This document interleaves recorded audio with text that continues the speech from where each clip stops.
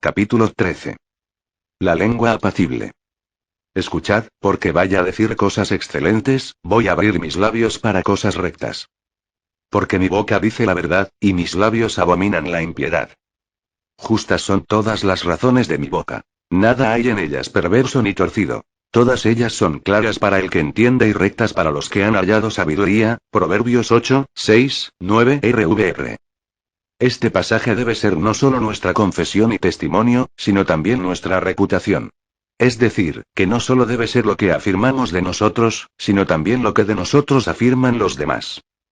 Lamentablemente todos en esta vida hemos aprendido a hablar de manera circular.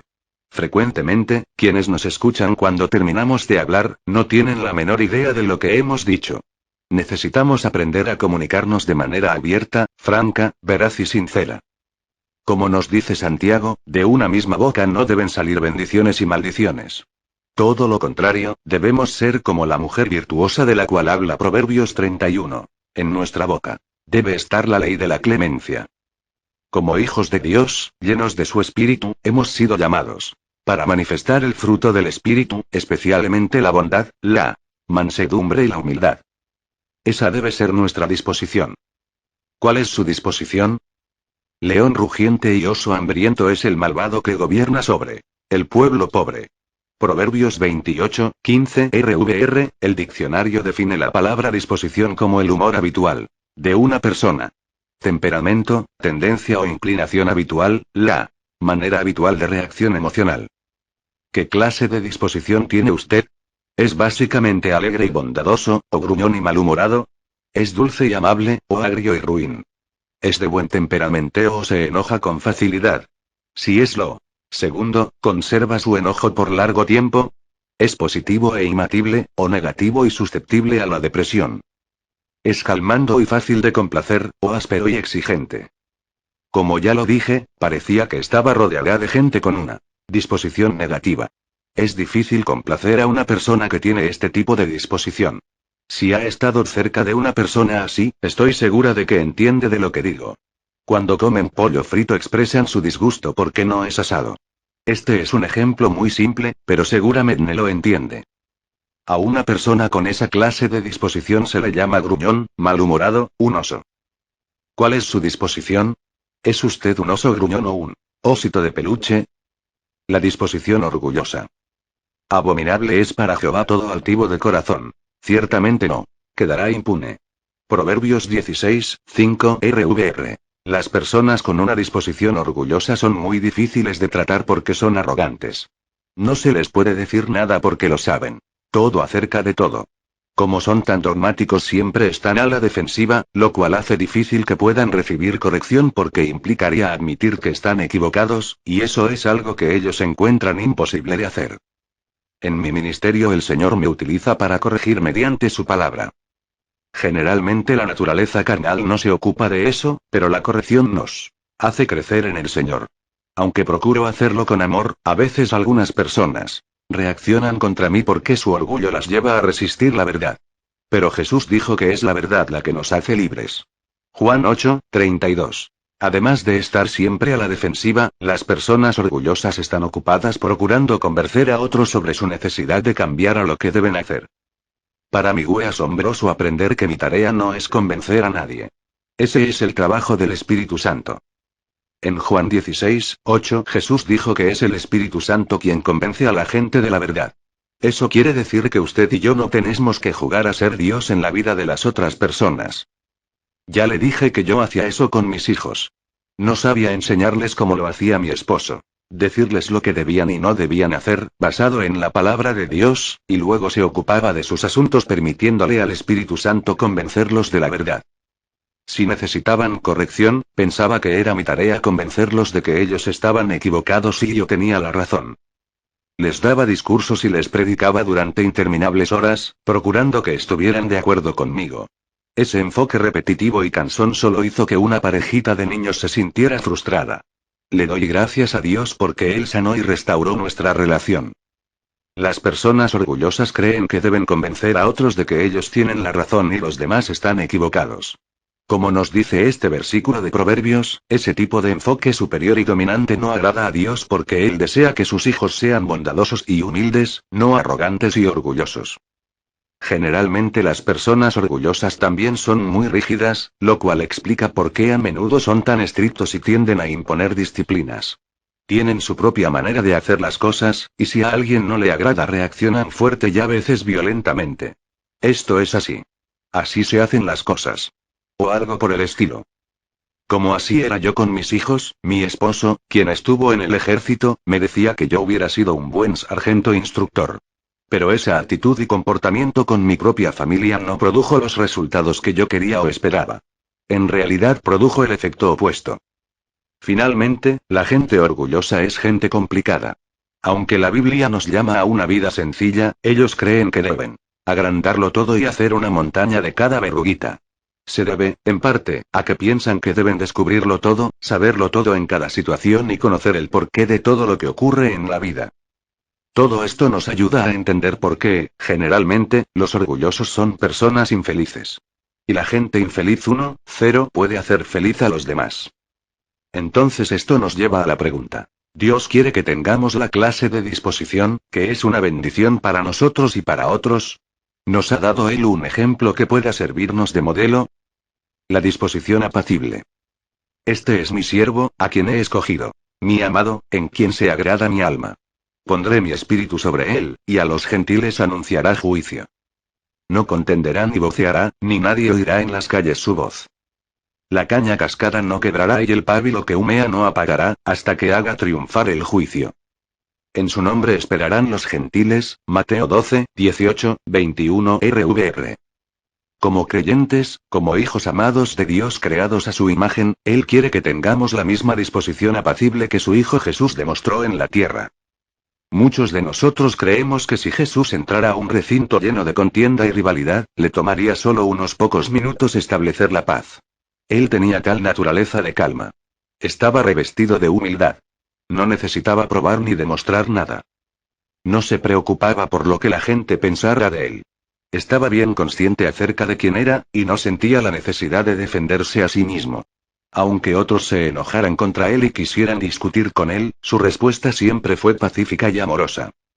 Ese es el tipo de disposición que Dios desea que usted y yo tengamos. Esa es la clase de lengua que Él quiere que tengamos en nuestras bocas, una lengua que exhorte, edifique y aliente donde quiera que vaya. ¿Somos así o más bien malhumorados y enojadizos? ¿Somos humildes, sencillos y agradables, u orgullosos, complicados y rígidos? Mi esposo es una de las pocas personas que yo conozco con una verdadera disposición calmada y pacífica. Es tan descomplicado que me asombra. Puede estar a punto de tomar una siestita, pero si le pido que me compre algo en el supermercado, me responde: seguro que sí, cariño, iré de inmediato. Si fuera yo, le puedo asegurar que mi reacción sería bastante diferente. Con frecuencia las personas que poseen este tipo de disposición exhortan y animan. No importa lo que ocurra a su alrededor, o lo que otros estén diciendo o haciendo, ellos siempre parecen tener una palabra de aliento y de amabilidad para compartir con todo el mundo. Así es como Dios espera que seamos. Para eso nos dio la boca, no para herir o despedazar a la gente, ni para criticar y condenar a quienes disientan de nosotros. Como mensajeros de Dios, sus intérpretes y sus embajadores de paz, se espera de usted y de mí que no seamos ásperos ni duros, ni orgullosos, ni arrogantes, ni rígidos e inflexibles. Todo lo contrario, debemos ser pacíficos, calmados, amables, sencillos, humildes, moldeables y adaptables. Para poder hacerlo, para ser como Dios desea, sus representantes en la tierra, tendremos que desechar nuestra vieja naturaleza y vestirnos de la nueva, es decir, la de su amado Hijo Jesucristo.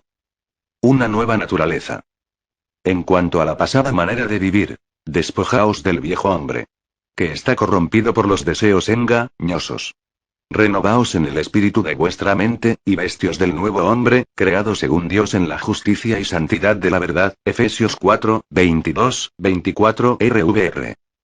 En la versión Reina Valera revisada, la primera frase del versículo que acabamos de leer exhorta a despojarse del viejo hombre. En cuanto a la pasada manera de vivir, Aunque la palabra griega anástrofe en este pasaje no se traduce como conversación, en versiones más modernas, pues el significado de conversación ha variado, antes significaba comportamiento o conducta. Yo todavía creo que existe un vínculo vital entre nuestra conversación y nuestro comportamiento, pues esta refleja y expresa nuestra naturaleza.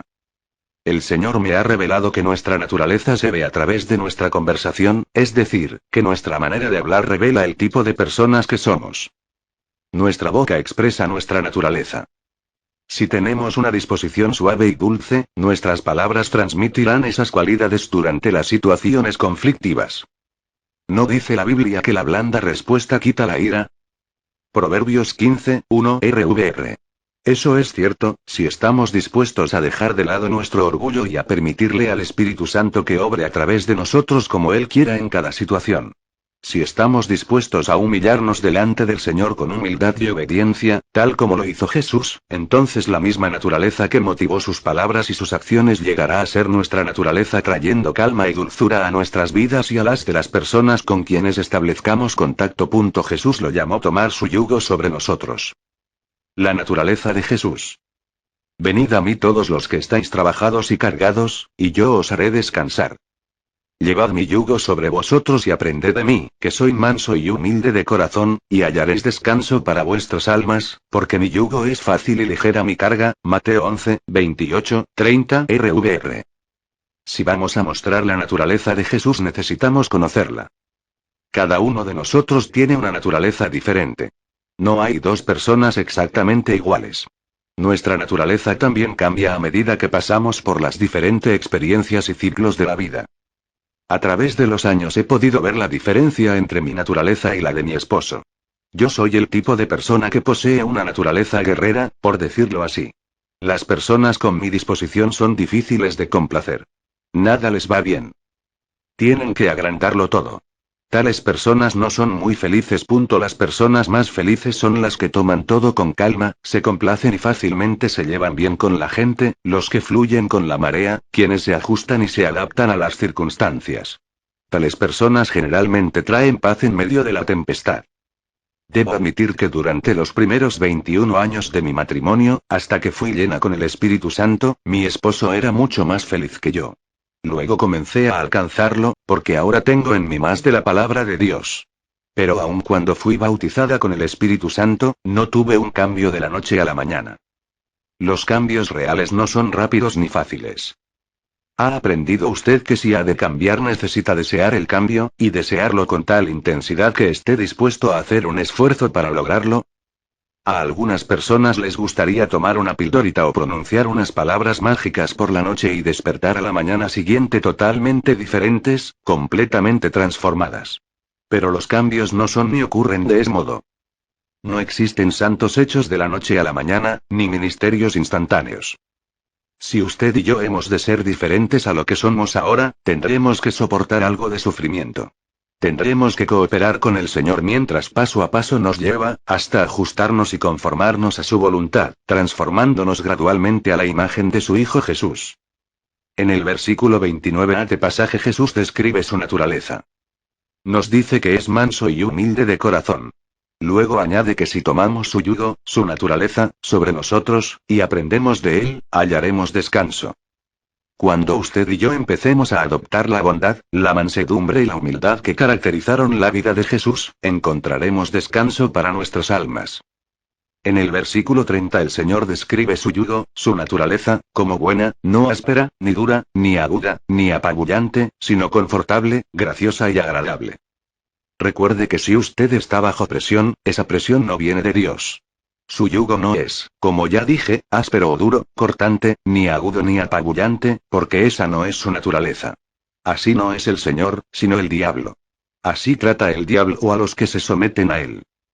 Jesús tiene una disposición, talante o actitud, calmada y apacible. Por eso la Biblia dice que si queremos ser guiados por el Espíritu de Dios, debemos aprender a ser guiados por la paz. Colosenses 3:15. Si somos guiados por la paz, podemos estar seguros que somos guiados por Dios, porque Él es la paz que habita en nuestro interior. Demasiados creyentes van de una reunión a otra buscando oír una voz, procurando una palabra de Dios. Bajo la guía y la dirección del Espíritu Santo yo he dado palabras proféticas, de conocimiento y de sabiduría en nuestras reuniones. Eso es algo que a todo el mundo le gusta. Pero cuando se trata de dejar a un lado la naturaleza carnal y ser transformados por el Espíritu según la naturaleza de Jesucristo, la historia es diferente. Ahí es donde los cristianos maduros son separados de los bebés en Cristo. Es ahí donde se revela quién quiere ser realmente serio con Dios, y quién no. Es fácil seguir siendo como somos. Es fácil continuar siendo ásperos, duros, cortantes y apabulladores. Pero eso se roba nuestra paz y alegría. Debemos aprender que si alguna vez hemos de ser realmente felices, tendremos que ser como Jesús, asimilar su naturaleza en nosotros, así como Él tomó la nuestra sobre sí, Hebreos 2, 16 RVR. Nuestra actitud dura y áspera, o dulce y apacible, determina si somos verdaderos adoradores de Dios. El aceite perfumado y santo de la unción. Continuó hablando Jehová a Moisés, y le dijo: tomarás especias finas, de mirra excelente 500 siclos, y de canela aromática la mitad, esto es, 250. De cálamo aromático 250. De casia 500, según el ciclo del santuario, y de aceite de olivas, un hin. Prepararás con ello el aceite de la santa unción. Un ungüento superior, preparado según el arte del perfumista. Este será el aceite de la unción santa, Éxodo 30, 22, 25 RVR. ¿Desea realmente la unción? ¿Quiere que la unción fluya de su vida? ¿Quiere ser saturado con la dulce fragancia del Espíritu de Dios? Según lo dice la Biblia, hay un aroma espiritual que emana de nuestras vidas. Porque somos dulce fragancia de Cristo, la cual exhalamos, para Dios, que se aspira, entre quienes son salvos y entre los que se pierden. 2 Corintios 2, 15. Estos detalles que vemos en el Antiguo Testamento, son muy relevantes para los aspectos prácticos del Nuevo Testamento. Los ingredientes del aceite de la unción. Con él ungirás el tabernáculo de reunión, el arca del testimonio, la mesa con todos sus utensilios, el candelabro con todos sus utensilios, el altar del incienso, el altar del holocausto con todos sus utensilios, y la fuente con su base. Así los consagrarás, y serán cosas santísimas. Todo aquello que los toque será santificado. Ungirás también a Aarón y a sus hijos, y los consagrarás para que sean mis sacerdotes. Éxodo 30, 26, 30 RVR. Tenía entre mis posesiones un libro de Anna Umark titulado Mount of Spices, el monte de las especias. Debido a que cuando leí este pasaje de Éxodo, me pregunté qué representarían todas esas especias, entonces miré en el libro de Harina según la autora la mirra representa la mansedumbre. Como la fórmula para el aceite de la unción requería de 500 medidas de mirra, eso representaba una gran cantidad de mansedumbre. Como ya lo vimos, la mansedumbre es una de las características que Jesús mismo se atribuye. La canela representa la bondad y el cálamo la gentileza. Así que si usted y yo queremos la unción de Dios, tendremos que saturarnos con una mezcla de mansedumbre, bondad, gentileza y humildad. Crezca en Cristo y en amor. Pero también digo, entre tanto que el heredero es niño, en nada difiere del esclavo, aunque es señor de todo, sino que está bajo tutores y administradores hasta el tiempo señalado por el Padre. Gálatas 4, 1, 2 RVR. También tendremos que crecer y madurar en Cristo para que podamos reclamar la plenitud de la herencia destinada para los hijos de Dios. En el capítulo 4 de su carta a los Gálatas, el apóstol Pablo nos dice que cuando un individuo menor de edad recibe una herencia, esta es administrada por un tutor hasta cuando el heredero llegue a la mayoría de edad. Romanos 8, 17, RVR, dice que somos herederos de Dios y coherederos con Jesús, es decir, que usted y yo tenemos una herencia en Cristo. Pero el Espíritu Santo la puede retener hasta que crezcamos y dejemos de lado las cosas de niños. Recibimos las bendiciones de Dios solo cuando somos lo suficientemente maduros para administrarlas. Ejercer control sobre nuestras bocas es una manera de demostrar madurez. Tal como lo vimos en Isaías 58, 6, 9, también tendremos que desatar las ligaduras de opresión y de maldad, liberar a los oprimidos y romper todo yugo. Debemos compartir nuestro pan con el hambriento, acoger al pobre en nuestras casas, cubrir al desnudo y no escondemos de quienes son carne y hueso de nosotros. Lo que el Señor nos dice en este pasaje es que Él desea que tengamos la misma disposición madura que tuvo su Hijo Jesús.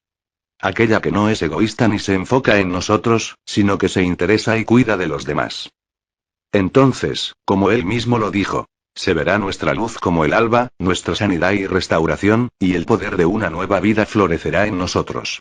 Nuestra justicia, nuestra recta relación con el Señor, irá entonces delante de nosotros conduciéndonos en paz y prosperidad. Y la gloria del Señor será nuestra retaguardia. Y clamaremos a Él, y Él nos oirá. Isaías 58, 8, 9. Cuando desechemos de nuestro medio el yugo y el dedo amenazador dirigido a los oprimidos, cuando dejemos de ser críticas y de juzgarnos los unos a los otros, cuando descartemos toda forma de conversación falsa, áspera, injusta y maligna, entonces las bendiciones del Señor se manifestarán en nuestras vidas. Seremos verdaderos adoradores, fragante aroma para el Señor. Una fórmula para vivir en el reino.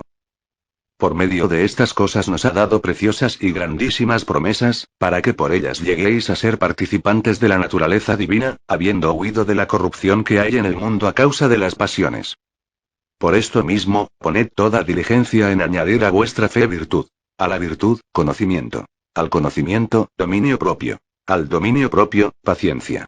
A la paciencia, piedad. A la piedad, afecto fraternal. Y al afecto fraternal, amor.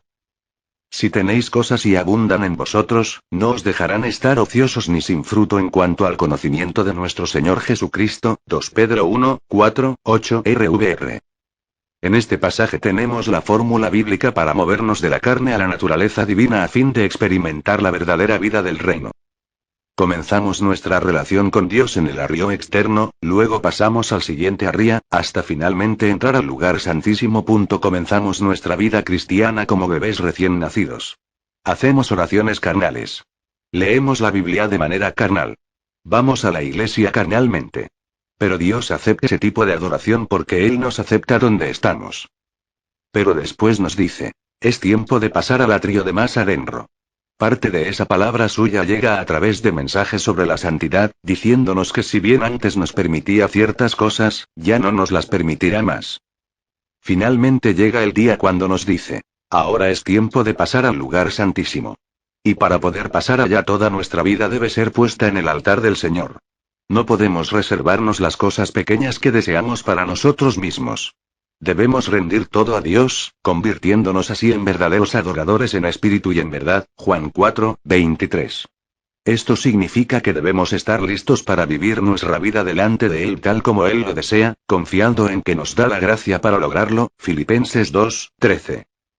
Lo primero que nos dice en este pasaje es que debemos tomar las promesas de Dios con diligencia. Muchas personas aún están estancadas en el principio. Nunca van más allá de las promesas de Dios. Como pasan toda su vida citándolas, pero jamás añaden diligencia o esfuerzo de su parte, nunca ven el cumplimiento de dichas promesas. Si usted y yo vamos a crecer, a alcanzar la verdadera madurez cristiana, y a realizar el plan de Dios para nuestra vida, debemos determinar que finalizaremos el curso o la carrera que ha sido puesta delante de nosotros. 2 Timoteo 4, 7 RVR. Como vendrán situaciones que procurarán desalentarnos y hacernos claudicar, debemos tomar y mantener la determinación de ser diligentes. Luego dice que agreguemos a nuestra diligencia fe, la cual a su vez desarrolla la virtud de la excelencia. Llega un momento en nuestra vida cuando el Señor nos dice: no puedes seguir siendo perezoso, mediocre e indisciplinado. Debes ejercitar la excelencia, la determinación y la energía. Snana. Entonces esa excelencia desarrolla conocimiento, y este produce el dominio propio. Esto significa que ya no podemos hacer lo que deseamos, lo que nos dictan nuestros sentimientos, sino que debemos comprometernos, como lo estuvo Jesús, a hacer la voluntad del Padre. Una vez que hemos desarrollado el dominio propio, este nos lleva a la estabilidad, es decir, a la paciencia o la resistencia. La paciencia no es solo la capacidad de esperar, es la capacidad de esperar con una buena actitud. De tal manera que mientras esperamos, aún nuestras vidas esparcen ese dulce aroma delante del Señor. De acuerdo, es fácil exhalar ese aroma cuando las cosas marchan como esperamos. Pero es mucho más difícil cuando todo está en contra nuestra, cuando todos a nuestro alrededor están recibiendo respuesta a sus oraciones, mientras que las nuestras parecen rebotar en el techo. A veces parece que Dios fuera sordo, que por alguna razón que no podemos comprender se negara a escucharnos. Todos pasamos por esos momentos. La prueba consiste en qué clase de aroma o fragancia exhalamos en esos momentos. Luego nuestra estabilidad, paciencia y resistencia, desarrolla lo que denominamos piedad. Es entonces cuando comenzamos a escuchar una oleada de mensajes sobre la santidad. ¿Por qué? Porque Dios enfatiza cada una de estas virtudes cristianas, una por una, de manera ordenada. Nos está llevando a un punto determinado. Nos está llevando hacia Él, haciéndonos aptos para estar en su santa presencia. Nos está preparando para utilizarnos en el gran avivamiento final. Después de la piedad viene el afecto fraternal, como lo denomina la versión Reina Valera.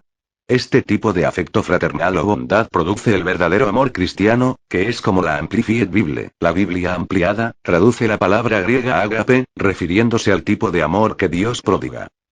Vístanse de humildad. Igualmente, estad sujetos a los ancianos. Y todos, sumisos unos a otros, revestíos de humildad. Porque Dios resiste a los soberbios, y da gracia a los humildes. 1 Pedro 5, 5 RVR. Cuando comencé este estudio sobre la boca, el Señor me reveló, mediante esta fórmula, que yo estaba un poco atrás del amor ágape. Al mirar hacia atrás, escrutando mi vida hasta ese punto, pude ver que el Señor me ha traído a través de cada una de estas etapas del crecimiento cristiano. Ahora me estaba diciendo que ya era el momento de hacer lo que Pedro dice: vestirme con la humildad de Cristo. Creo que el Señor le está diciendo lo mismo a cada uno de nosotros en el cuerpo de Cristo. Debemos ponernos la capa de la humildad, la mansedumbre, la bondad y la gentileza. Debemos usarla en el mundo donde es necesario actuar como Jesús, exhalando una dulce y placentera fragancia, y teniendo una personalidad apacible. Después de que recibí este mensaje del Señor, estuve ministrando en una reunión. Al final del servicio se me acercó un hombre diciendo: yo siento que esto será solo una confirmación, pero tengo una palabra del Señor para usted. Citó este pasaje de 2 de Pedro 1, 4, 9 y luego agregó: el Señor dice que usted está en la etapa de la bondad, y después viene el reino. Ahora bien, tal como lo he advertido, soy muy cuidadosa en recibir palabras personales por medio de otros, pero en este caso no había manera de que fuera accidental. Esas palabras me animaron mucho porque entendí que eran una confirmación de lo que Dios ya me había mostrado. Esté dispuesto a cambiar. Por tanto, nosotros todos, mirando con el rostro descubierto y reflejando como en un espejo la gloria del Señor, somos transformados de gloria en su misma imagen, por la acción del Espíritu del Señor. 2 Corintios 3, 18 RVR. El cambio que debe ocurrir en cada uno de nosotros no se produce por nuestro esfuerzo o por las buenas obras. Ocurre por conocer a Dios de manera personal e íntima. En este capítulo final no le vaya a decir 7 cosas que debe hacer para crecer en el conocimiento del Señor. Le vaya a decir cuál es su responsabilidad. La confesión es buena. Hace que ocurran cosas en la vida del creyente, pero no cambia al hombre interior. Ciertos programas de oración son buenos. Ayudan a desarrollar la disciplina espiritual, pero tampoco producen cambios en el ser interior. La lectura de la Biblia, la asistencia a la iglesia y muchos otros ejercicios similares son buenos. Son actos que cada creyente debe practicar, pero no cambian al hombre interior. Hay una sola manera de cambiar al ser interior, y es sentarse en la presencia de Dios permitiéndole obrar internamente. En este preciso instante la Iglesia del Señor se esfuerza y lucha procurando cambiar. Dios me ha revelado que Él apreciaría mucho si solamente lo contempláramos en su palabra y le permitiéramos al Espíritu Santo transformarnos a su imagen. Nosotros los carismáticos hemos llegado a ser tan religiosos. De hecho, tenemos nuestra propia religión. Lo hemos planeado y programado todo en nuestra vida espiritual. Y no hay nada de malo en la disciplina y el orden, pero si planeamos y programamos dejando a Dios fuera de la escena, entonces tenemos un tremendo problema entre las manos. Lo único que nos puede cambiar a usted y a mí es llegar ante la presencia de Dios confiando y esperando que Él haga en nosotros lo que nosotros no podemos hacer. No le estoy desafiando a que vaya y procure ser bondadoso, humilde, amable o amoroso. Si ese es el mensaje que ha recibido de este libro, terminará frustrado. Este mensaje no tiene como fin arrojar sobre usted condenación por lo que es, o por lo que ha sido. Su propósito es alentarle mediante lo que puede ser, si está dispuesto a someterse al Espíritu del Dios viviente. El Señor está buscando personas que estén dispuestas a ser cambiadas de lo que ahora son, a lo que solo Él puede lograr que sean. El primer paso en ese proceso generalmente implica un cambio en la manera de hablar. Fue una realidad en el caso de Abraham y Sarai, quienes tuvieron que aprender a ser llamados con otros nombres. Lo fue para Moisés, quien quiso excusarse porque no podía hablar con propiedad debido a problemas vocales. Fue una realidad para Isaías, quien dijo que era un hombre de labios inmundos, y vivía en medio de un pueblo de labios inmundos. Fue cierto en el caso de Jeremías, quien adujo que era muy joven para ser vocero del Señor. Y también será una realidad en su caso y en el mío. Si estamos dispuestos a ser cambiados, el Señor nos transformará y transfigurará, a su manera y en su tiempo, mientras nuestro ser interior mantiene la comunión con Él. ¿Cómo tener la experiencia de la relación con el Señor? Para finalizar, me gustaría compartir con usted las siguientes citas tomadas de un libro titulado Experimentando las profundidades de Jesucristo. Y allí en su espíritu mora el Señor. 0. Cuando usted haya aprendido a morar con Él, su divina presencia disolverá la dureza de su alma. Y cuando esa dureza se derrita, su alma exhalará preciosas fragancias. Piense en ello por un momento. Dios mora en su espíritu. Pero usted tiene que aprender a morar allí con Él. Llevar fruto no es el resultado de la asistencia a la iglesia, las vigilias de oración, la lectura de la Biblia, una confesión positiva, con todo lo buenos que pueden ser todos estos actos. Es el resultado de morar con el Señor y de permitirle morar en usted. Su divina presencia derrite la dureza de su alma, para que las dulces fragancias puedan emanar de ella. ¿Desea usted cambiar? ¿Quiere dejar de ser áspero, duro, cortante y sofocador? ¿Quiere ser humilde, manso, amable y bondadoso? ¿Quiere ser como Jesús? Entonces aprenda a tener comunión con Él, para que pueda desarrollar en usted una lengua y un espíritu apacibles.